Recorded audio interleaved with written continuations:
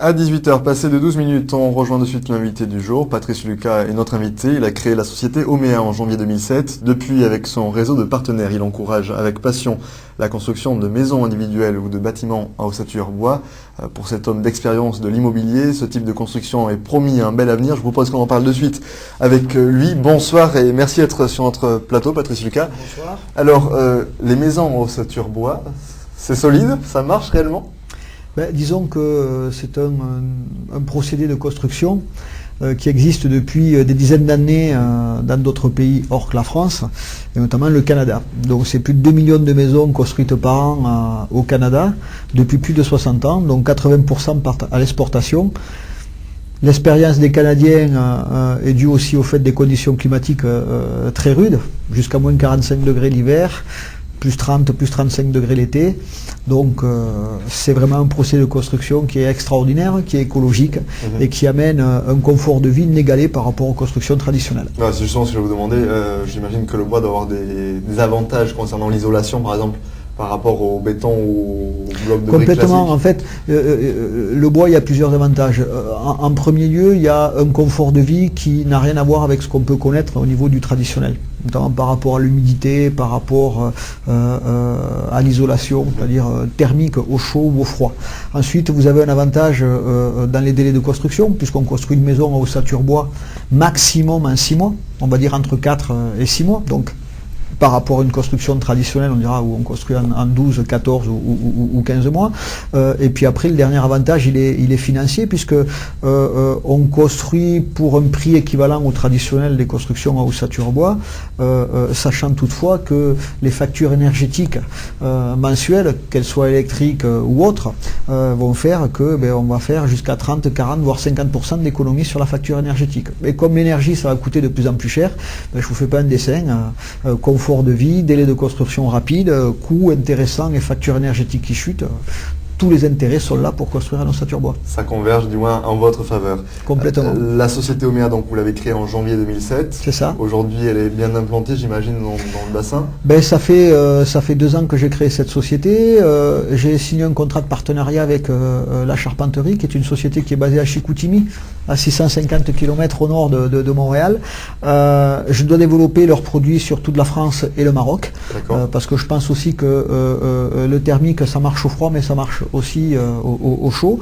Et donc la première année a été la mise en place du contractuel, des assurances, des garanties décennales, des contrôles de mission type L, du début des premières commandes. Cette année, on a construit les 5 premières maisons sur Toulouse, et puis là le développement suite au salon Maison Bois va faire que on va doubler voire tripler notre chiffre d'affaires sur 2009. Ensuite, j'ai commencé à développer moi, pour ma part, le réseau commercial, puisque j'ai déjà des partenaires commerciaux sur Perpignan, sur Montpellier, sur Bordeaux, sur Pau. Et puis là, dans les 2 prochains mois, je m'occupe de toute la partie ouest de la France. Paris ne me manquera plus pour la fin d'année de m'occuper de la partie est de la France. Et puis après, je m'attaquerai au Maroc. Voilà. C'est quand même un projet sacrément ambitieux que vous menez.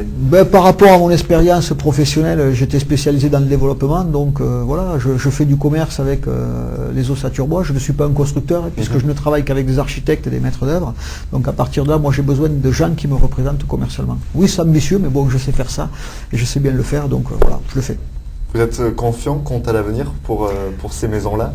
C'est même pas que je suis confiant, c'est que ce dont je suis sûr, c'est qu'avec les nouvelles réglementations thermiques qu'il y aura lieu en France, l'ART 2005 qui existe actuellement, l'ART 2010, une maison sur 2, voire 2 maisons sur 3 se construira avec ce type de procédé. Alors je ne peux pas vous dire quand, dans 2 ans, dans 3 ans, dans 5 ans.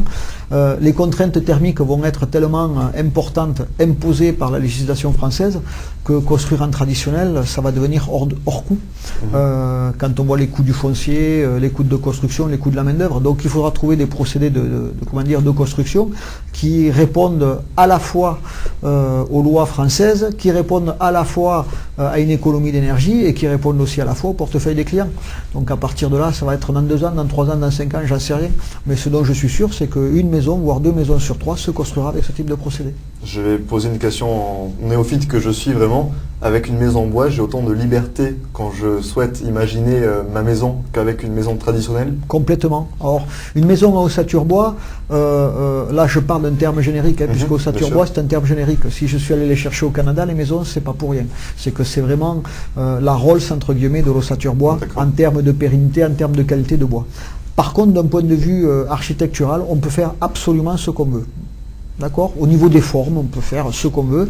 Et ensuite, au niveau des revêtements extérieurs, vous avez tous vu des films américains, on a tous vu ça. Quand on regarde par contre le film de Beverly Hills, où on voit l'acteur qui passe dans ces magnifiques allées où il y a des maisons en pierre de taille, en fait c'est des ossatures bois sur lesquelles on a mis des plaquettes de parement qui font que la maison, on dirait de la pierre de taille, mais pourtant c'est de l'ossature bois.